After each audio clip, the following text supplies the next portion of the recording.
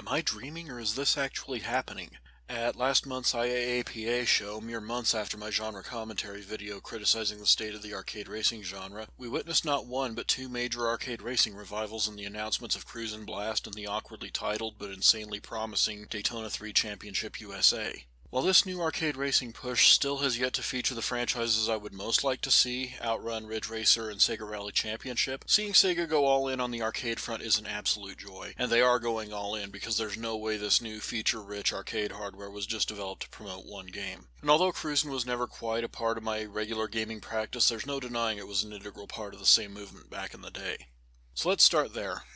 I never got deep into this series, in part because it was a little flamboyant for my tastes, and judging by the cabinet design and trailer, that isn't changing here. And things like wheelies, flips, and barrel rolls just seem like they'd be more fitting for an action racer than anything else. Still, it's 2017, and while things in the arcade racing space are clearly improving, beggars still can't be choosers, so good on Nintendo and Raw Thrills for making this happen. I look forward to supporting it.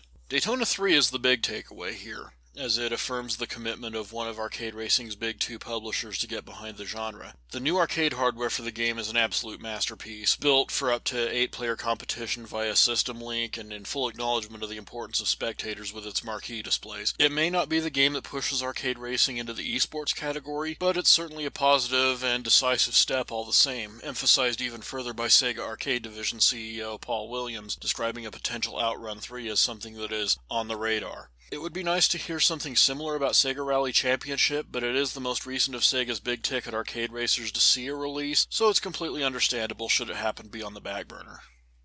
Unfortunately, Daytona 3 carries with it as a regular part of the conversation surrounding the game an arcade-only hashtag, and there's one hell of a strong argument backing it up. Obviously, never is a long time, but for the sake of context, we can pretty safely say that we'll never be playing this game on a PlayStation 4 or an Xbox One. Still, that Sega knows there's a market for this kind of game is a great thing, and offers plenty of reason to believe that console gamers won't be ignored as this moves forward. Based on the Sega we have today, it's entirely possible that we could get a Daytona Legacy collection, including both versions of Daytona 2 alongside Daytona 2001 and perhaps even Sega Super GT, as something of a make good, for all we know, giving the home gamers something to chew on without undercutting the current arcade product at all. How does that sound to you guys? That leaves the question of Namco, as Ridge Racer absolutely belongs in this apparent genre revival, but the franchise is absolutely lost right now. It can't seem to find its way home in the midst of misguided action racing reimaginings and embarrassing mobile cash-ins. Even an HD console port of the brilliant Ridge Racers 2, perhaps with some content from 6 and 7 thrown in, would be a step in the right direction while waiting for a proper Ridge Racer 8 to come along. It should be noted that Namco was present at IAAPA with a North American version of Maximum Tune 5, suspiciously absent of its Swan-Gone Midnight branding.